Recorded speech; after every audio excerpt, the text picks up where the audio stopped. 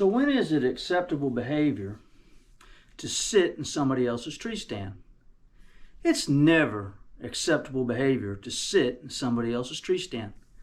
Tonight we're going to talk about the do's and don'ts of public land hunting. Things that are acceptable and things that aren't acceptable. Now, all of this information really isn't in a rule book. I'm kind of taking it from my own perspective, so just keep in mind that this is just my opinion. I'm sure some of you have other opinions. You want to comment in the comment section. I welcome all of your comments because this topic can touch some nerves.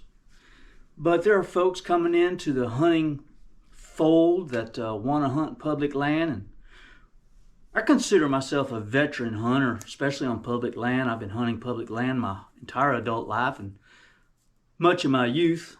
So I've kind of developed a system which allows me to avoid other hunters at all costs. But it takes some effort on the part of my hunting companions to practice some of the same rules, some of the same etiquette, okay?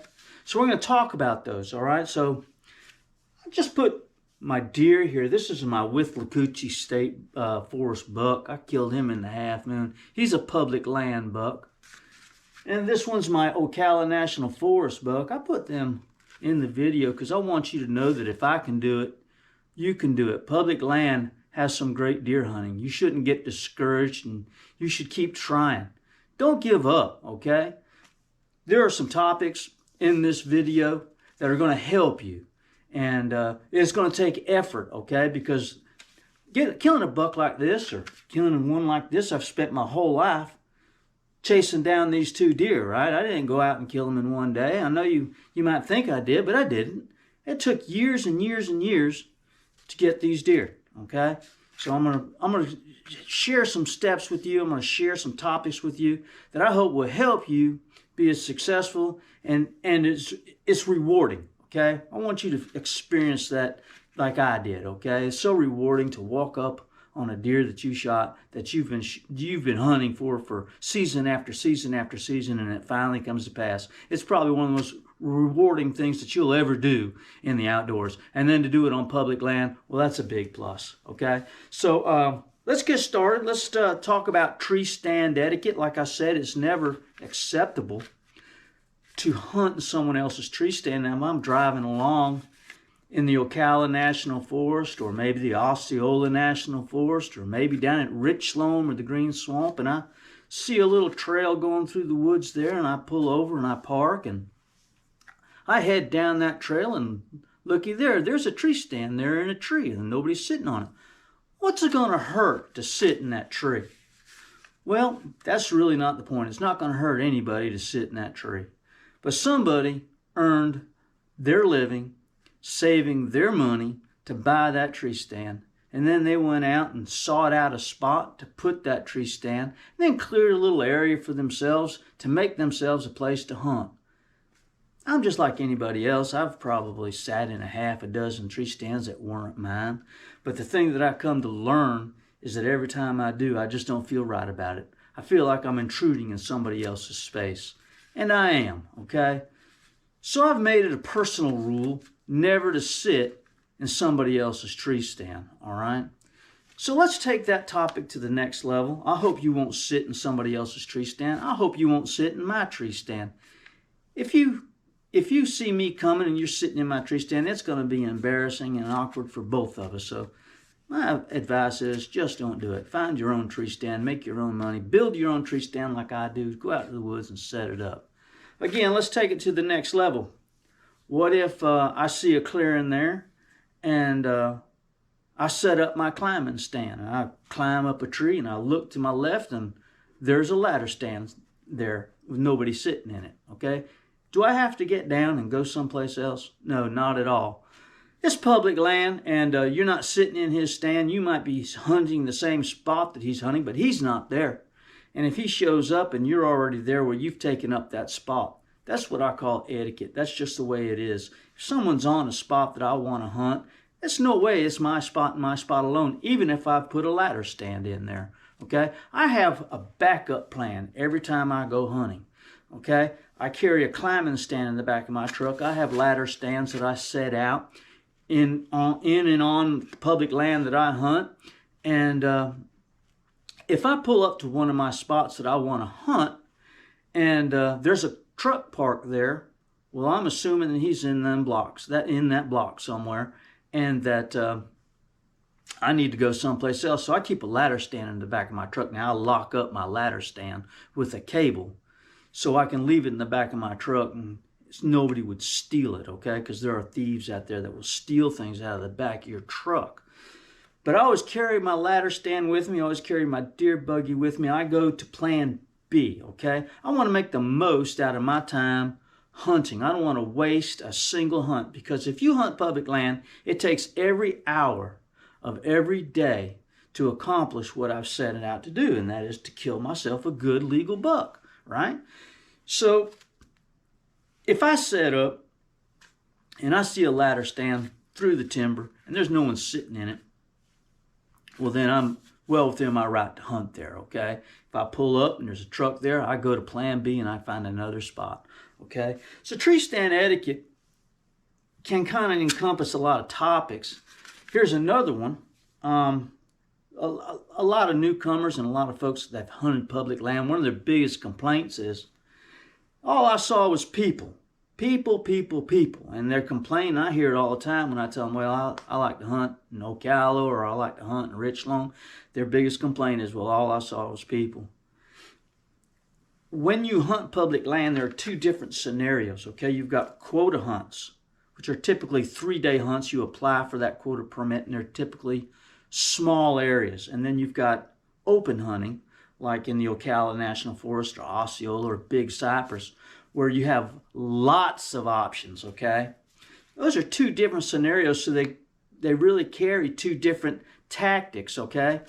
If you're hunting on a quota permit hunting area, most of the time the quota permits have a designated parking area, all right? So when you go to hunt in a quota permit area and there are parking areas, you'll see multiple vehicles parked in one spot, okay? Usually what's happening is there's one trailhead or one closed road or one access point that leads into more woods, okay? But you've got to get there first. So 3 or 4 vehicles might be parked in that parking area, and then everyone's going down that trailhead, right? Or down that access road. What happens is the guy that doesn't know any better, he goes to that parking area and he walks in there 50 yards and he sets up his tree stand right there by the parking area, 50 yards in, 100 yards in, right there where everyone's going to walk by. Now, whose fault is it that he saw a lot of people, right? It's not the people that are parking in the parking area trying to get back at that 100 acres. It's the guy in the tree. He didn't make the effort that's required to get away from people. You should never set your tree stand up anywhere where people are going to be walking by, whether it's a closed road or a trailhead or a railroad bed. If people are going to be walking by, you need to avoid that area. You don't want to put other people in the line of fire, okay? You want to be safe about it. And if you're sitting there and people are walking by, well, that's a bad hunt for them, and it's a bad hunt for you. You need to make an effort to find a spot where you won't see any people. If you see more people than you do deer, well, you have failed to execute a good hunt. You need to figure it out, okay? So that's ladder stands are acceptable to leave them up the whole season. If you see someone's ladder stand, leave it alone. Don't vandalize it. Don't sit in it. Don't take pictures of it. Leave it alone. It's somebody else's stand. And if you see a climbing stand on the ground, leave it alone. It's somebody else's stand. They're going to come back and they're going to hunt that spot. Okay? So parking. We just touched on parking areas. When you drive your vehicle into a management area, whether it be a large one like Ocala or a small one like Flying Eagle, there are two different scenarios that you'll be facing, one of which, of course, is the parking area. If there's designated parking areas, the commission prefers that you park in those parking areas because it might be hazardous, or the roads might be too narrow, or the shoulder might be too muddy or sandy. The reasons go on and on and on. They want you to park in a parking area, so if you drive up to a parking area and there's 3 vehicles already there, it's perfectly acceptable for you to park next to those vehicles and then to find the access point and figure it out. Hopefully, you've scouted out the area and you know where the access point is and you know how to get there without disturbing other hunters. If you pull up and there's 3 vehicles there in a parking area, you know there's at least 5 or 6 people in there hunting, right? So yeah, you need to understand that the parking area can get a little crowded in the area because the hunters are hunting the areas that are around that parking area. Okay, but it's acceptable for you to park in that parking area when there are other vehicles there. But if you're hunting someplace like Richland, or you're hunting someplace like the Green Swamp or Ocala, and you see a pickup truck parked on the side of the road, if you're like me, I usually use my pickup truck as a signpost to let other hunters know where I'm hunting. It's really not good etiquette for you to pull in behind that guy or to park by him and join him in his block of woods. Where you've got a lot of access, you need to find your own parking area and your own spot. Usually what I'll do is I've got several parking spots that I can use to access woods that I want to hunt. And I will pull my truck into the area where I want to hunt and use it as a kind of a barrier. Okay, I hunt, if I'm hunting on the west side of the road, I park my truck on the west side of the road. I never ever park my truck on the edge of the road, then walk up 200 or 300 yards and then go in. I always park my truck where I'm going to be hunting and then move in from there. So if I've got like a timber line or some scrub oaks or something there that I can follow, or a trail, I'll park my truck right by that trail and then enter those woods right there. And then when I come out of the woods, I come out of the woods right on top of my truck. And that's just my process. That's the way I do it. So that's why it would be unacceptable. If you were going to hunt the other side of the road, I would have no problem with you parking over there and going on the other side of the road and hunting over there, right? But to park where another guy's parking and kind of intrude into his area, well, that's kind of bad etiquette. You don't want to overcrowd an area, and especially when you've got thousands and thousands and thousands of acres and you don't have any designated parking areas. I'm trying to illustrate the difference between a quota hunt where you got designated parking areas and a non-quota hunt where you've got dozens and dozens and dozens of opportunities just driving down the road and you'll find it. Okay, so that's tree stand etiquette and that's parking etiquette. Okay, I don't really want people pulling up behind me when I'm getting ready to go in the woods. Every now and then it happens, and I always try to be polite and find out what other hunters are doing. But typically I like to be left alone. I like to have my parking spot and pull in there. And if I pull up there and I see somebody else is there, I just go to plan B and I go someplace else, okay?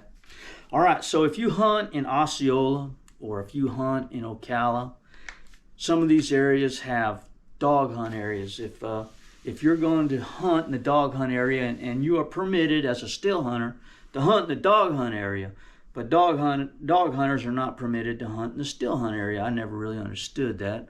I don't understand why they just can't give the dog hunters an area to hunt. But if you want to hunt in the dog hunt area, you're well within your legal right to do it, right? But if you shoot if you shoot a deer that's being run by a dog, you're going to find that you're obligated, okay, to seek out that dog hunter, the man that owns those dogs, the man that has fed those dogs and trained those dogs throughout the whole summer, the man who went out and found a track and cast his hounds. I'm all about dog hunting. I love to hear the hounds. I don't dog hunt anymore. I don't have any dogs, but in my youth, I killed deer in front of dogs, and it's quite the thrill. If you shoot a deer in front of dog hunters' dogs, you're going to have an obligation to seek out that dog hunter who owns those dogs and see if he would like some of your venison, would like to share in the bounty of your deer. It would be impolite and it would show bad etiquette, and it would be rude for you to drag your deer back to the truck, throw it in the truck, and leave and not attempt to find out who it was that owned those dogs. It would be pretty easy because usually they hunt in a group. They have members of their hunting party, and you could easily find out who owns those dogs. I wouldn't give the deer meat to just anybody. I would make an effort to find out. I'd get a phone number or an address or however to do it. And at the very least, thank the guy for running that deer over onto you while you were in your tree stand, okay? It would just be the polite thing to do. Dog hunters go to a lot of trouble to raise their dogs and to train them, and they want to kill a deer as much as you do.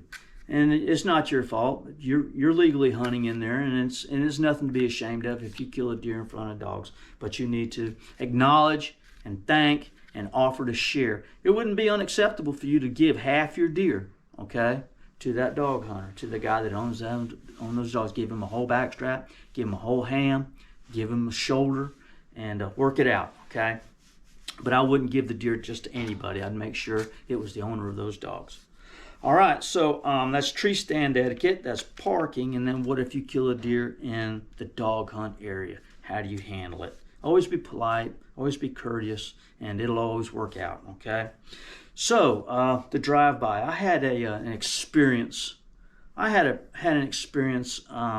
the drive-by? It's somebody not minding their business, okay? The drive-by is someone who drives by while you're in your stand or by your truck, and they kind of get a little nosy, and they look to see what's going on. See, I shot my deer last year in the Ocala National Forest, and I was pretty amped up by the time that hunt was over because I kind of had to pursue that deer through the scrub, and it made for some stressful moments. I was able to catch up to that deer. I shot that deer, and I made a marginal shot on that deer.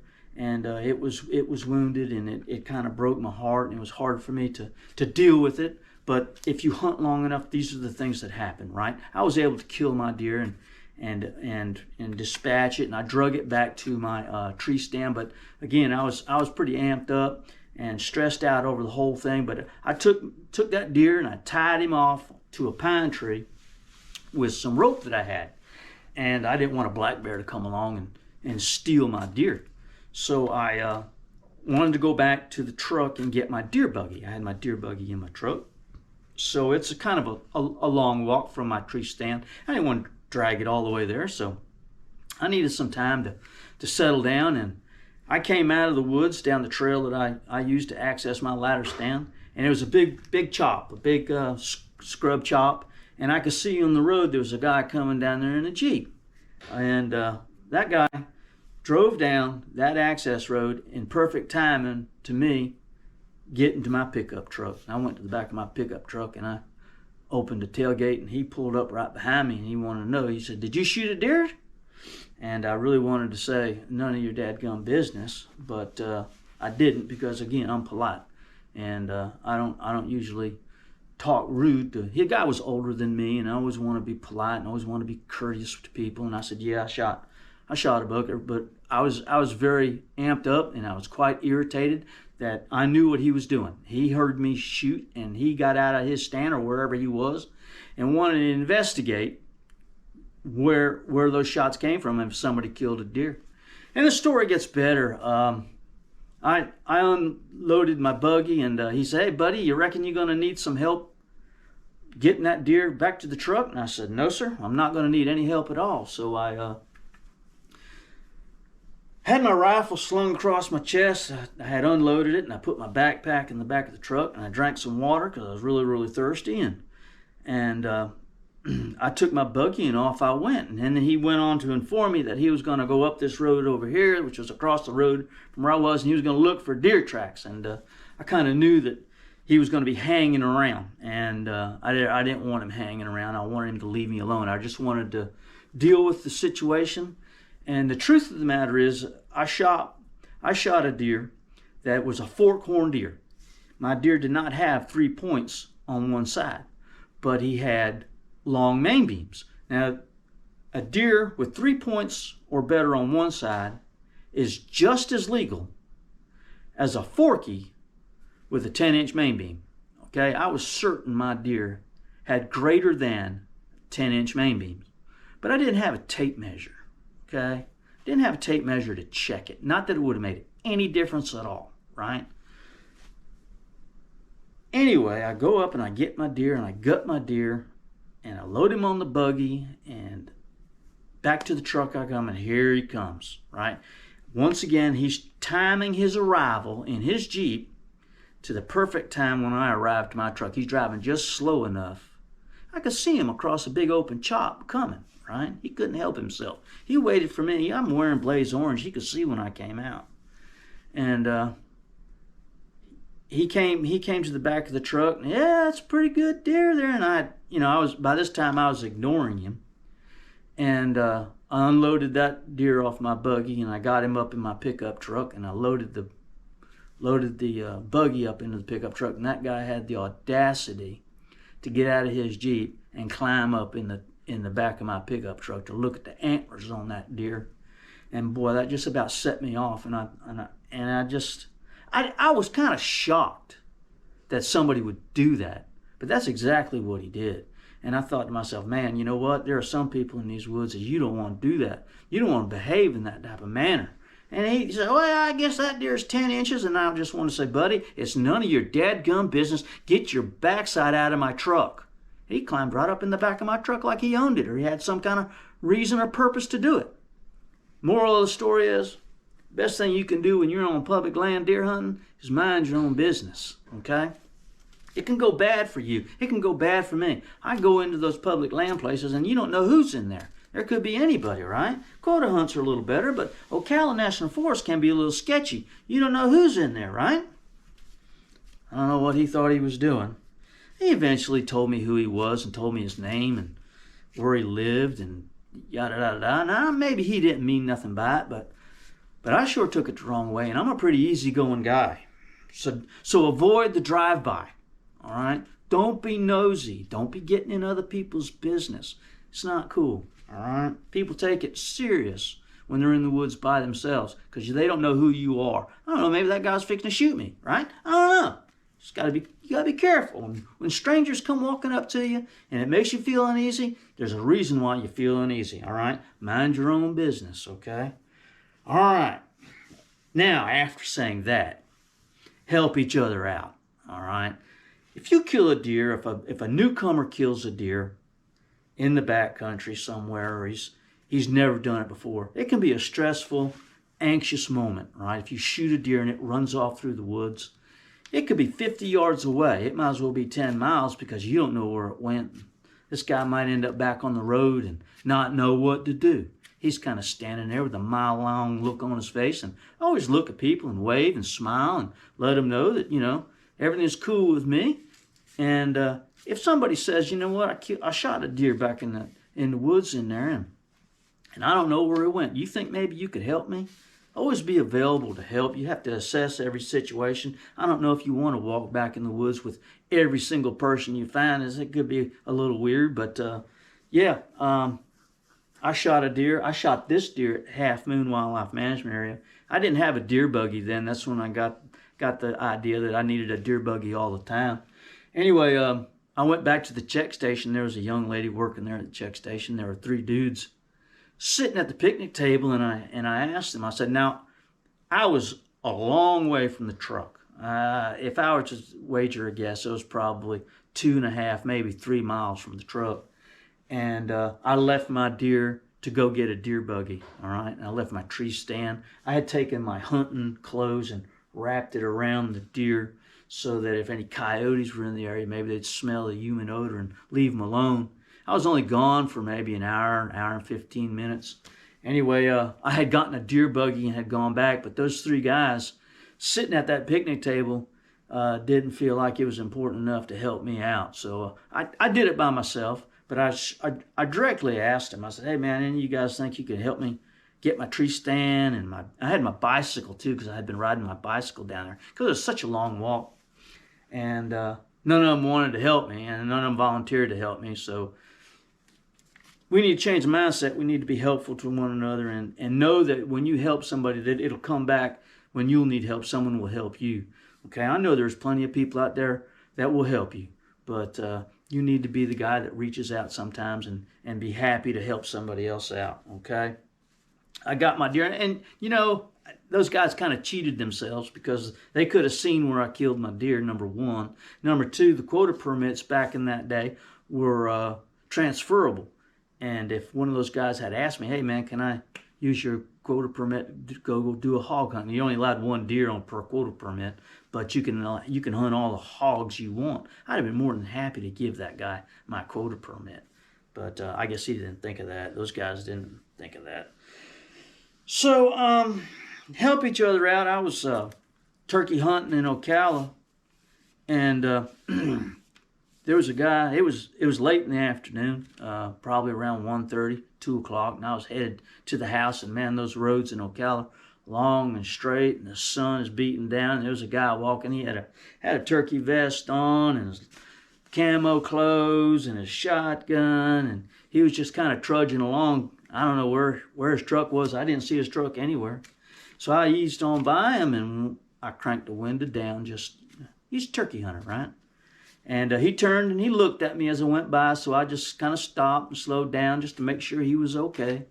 And I said, you hear any gobbles this morning? He said, yeah, I heard a couple of gobbles, but those birds wouldn't budge. I called to him, he said, for several hours, and they would gobble every time I called to them, but they would never come. And then he felt comfortable with me, and I felt comfortable with him. And he said, "Would you mind giving me a ride back to my truck? Because man, it's a long walk." And he had gotten turned around in some of those backcountry roads, and he finally popped out on another road, and he didn't know whether to go right or left. And so we found his truck, but come to find out, I got to talking to him that he was from Eustis. And I said, "Oh, yeah." He said, "Yeah, my family owned a record company over in Eustis." I had a record company. And he said, "Yeah, my name is Allman." And he told me his first name. I think it was Doug Allman. And, I know Dennis Allman. I've known Dennis Allman for 40 years. And I said, "Wow, man, that's awesome." "Yeah, he's my daddy." He said, "Oh, Dennis Allman. Dennis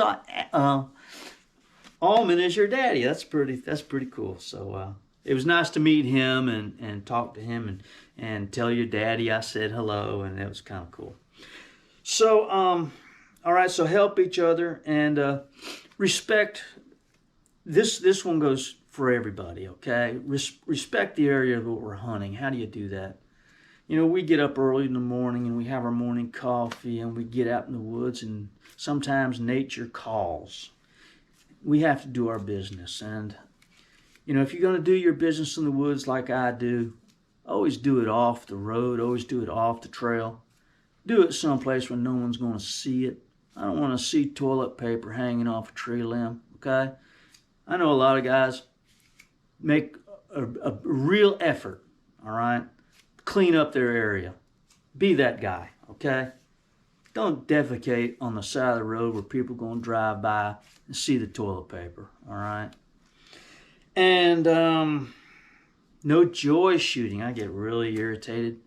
I'll be in the woods. You're not allowed to shoot just for fun in the Ocala National Forest. You need to go to the gun range to do that. I realize the gun range is real busy and it's crowded and it's hard to get a spot. But if I'm sitting in my tree stand, the last thing I want to hear is somebody peeling off 50 rounds of their 9mm pistol on the road, okay? And these people, they shoot. They don't care who they disturb. It's pow, pow, pow. I want to sit in my tree stand and enjoy the peace and quiet, tranquility of the woods, and all I'm hearing is gunfire. That's not respectful to other hunters. And they're hunters doing it, I understand they want to shoot their guns. If you're going to do it, make it 10 rounds. Get it done and move on, okay? Somebody out there wants to have a nice quiet afternoon. No joy shooting.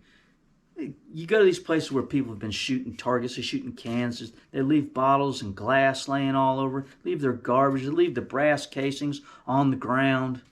Let's respect our national forest and not leave our garbage. Let's not defecate where it can be seen. Let's not clean out our truck in the woods, okay? So, those are my top picks. I want to encourage you all. I know all of you are going to have comments and opinions on all of these things, and I welcome them. Newcomers today don't know that they shouldn't set up on an access trail with their tree stand, and that's why they see other hunters. They don't know that they shouldn't park right next to me when they're hunting in the Ocala National Forest, only when it's a designated parking area. They don't know those things. They may not know that if they're hunting in the dog hunt area, there's a very good chance that a deer's going to come by that they're going to want to shoot. It might be a nice 8-point, right? That dogs are chasing. He shoots someone's deer that they've been raising those dogs and training those dogs and feeding those dogs, taking those dogs to the vet. They've been investing themselves. That dog hunter deserves half that deer, okay? Seek him out and share it with him, okay? And the drive-by, learn, say hello, be friendly, but very rarely do I stop and talk to people. Now, if you see me sitting on my tailgate of my truck eating lunch, you're more than welcome to stop and say hello. I would welcome that, you know. But the drive-by, don't be nosy. Don't go out of your way to find out what somebody shot. When I shot this deer in the Ocala National Forest, it was the end of the season, and I did not see a single soul. I was begging to show my deer to somebody, and there was no one. I drove all the way to Highway 40 without seeing a single hunter standing on the side of the road, pulling up behind me. I was really waiting for someone to come up behind me so I could drive real slow so they could look at my deer. Maybe they'd be interested in hearing about it. I got out on Highway 40, and I got nothing but smiles and waves and people blowing their horns, thumbs up. I didn't get a negative look from anybody, and I had my tailgate down because I had that deer on my tailgate. It was an awesome moment. And I want that moment to be for you too, okay? I think it's perfectly fine for you to take a deer that you legally killed, all right, and that you legally shot, and that you put it on top of your dog box and drive it through town, especially through Umatilla, Altoona. Yeah, it's perfectly fine. Show off your deer. If they're offended, too bad, all right? And mind your own business. Help each other. See somebody needs help, pick them up, give them a ride. If their truck's broke down, needs junk, carry tools in your truck so you can help them out. I always carry one of those battery packs. I don't carry jumper cables anymore, but I carry a battery pack. It's a charge-up battery pack. They're very reliable. I think you can get them at Napa. And I carry one in my truck, and it works, okay? You charge that thing up and leave it in your behind the seat of your truck, and when somebody has a dead battery, you don't have to jump them off. You just hook that thing up and bang, man, that thing starts it right up. I've used it several times, and it's proven to be very reliable. Respect each other, respect the area that you're hunting, and I think this will make a good lesson for folks that are new to hunting, and help them, you know, understand what it means to stay out of somebody's stand and to find their own spot. And when they get their deer, it'll mean that much more to them. Okay, so yeah, this is my with the Coochie State Forest, and this is my Ocala buck. I'm real proud of him, and hope you enjoyed this video. Like, subscribe to the channel if this is the kind of content you like, and I'll be harping on it some more. All right, we love you guys. We'll talk to you soon. See ya. Bye.